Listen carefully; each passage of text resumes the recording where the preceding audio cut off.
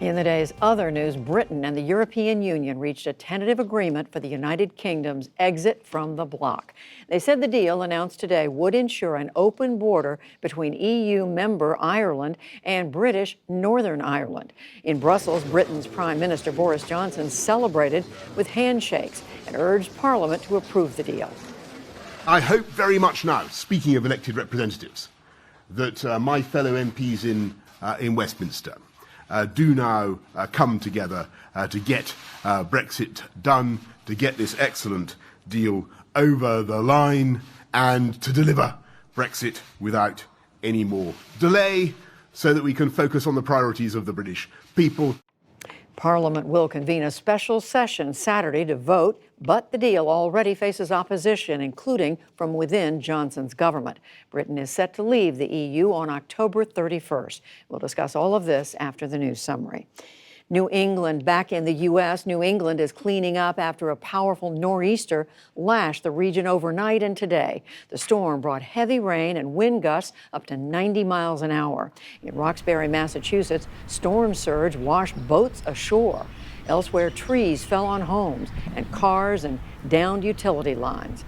All told, 400,000 customers in Maine and Massachusetts lost power. Meanwhile, a drought across the southeastern U.S. is worsening. More than 30 million people are affected from Alabama to Virginia, but some relief may be on the way. Forecasters say that a tropical storm may form tomorrow off the Gulf Coast and move inland by the weekend.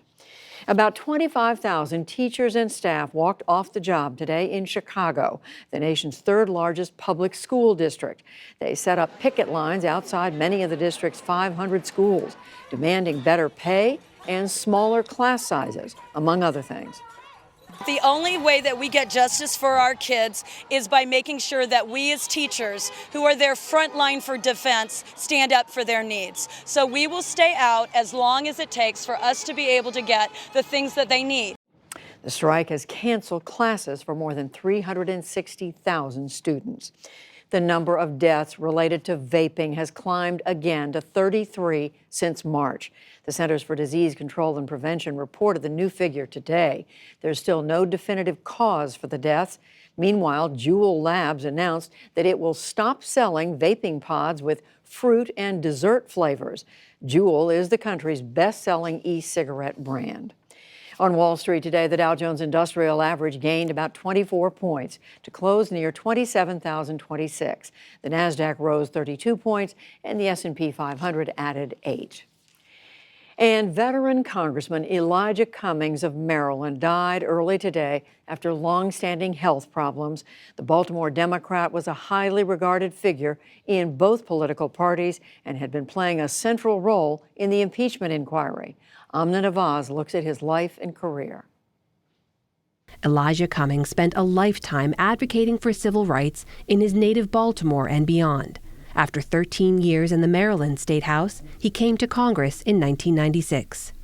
My mission is one that comes out of a vision that was created long, long ago. It is a mission and a vision to empower people, to make people realize that the power is within them, that they too can do the things that they want to do. Cummings pursued that vision as a vocal advocate for causes ranging from gun reform to immigration and always racial justice. In 2015, he worked to restore calm when riots erupted in Baltimore after the death of Freddie Gray, a young black man in police custody. And at Gray's funeral, he gave an impassioned eulogy. I've often said that our children are the living messages we send to a future we will never see. But now our children are sending us to a future they will never see. There's something wrong with that picture. It's not the deed. This year, Cummings was equally fierce, condemning the conditions in which migrant children were being detained at the U.S.-Mexico border. We are the United States of America. We are the greatest country in the world. We are the ones that can go anywhere in the world and save people. Make sure that they have diapers. Make sure that they have toothbrushes. Make sure that they're not laying around defecating. Come on, we're better than that. As chairman of the House Oversight Committee, Cummings also launched investigations of President Trump. The president struck back, calling Cummings racist and branding Baltimore a rat-infested mess. Today, Mr. Trump tweeted condolences, saying, quote, his work and voice on so many fronts will be very hard, if not impossible, to replace.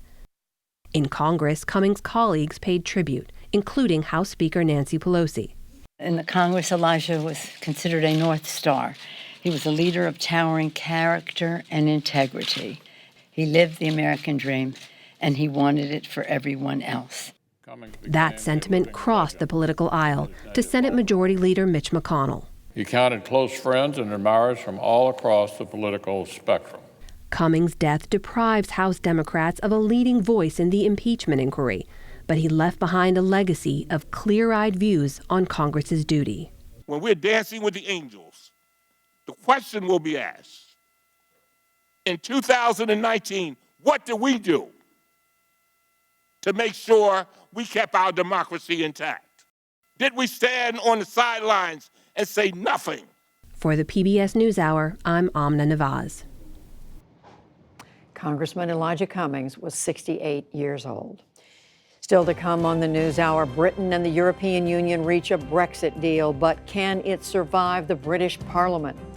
The United Auto Workers move to end their strike with GM. What's on the line? And how data is driving artists to create new work.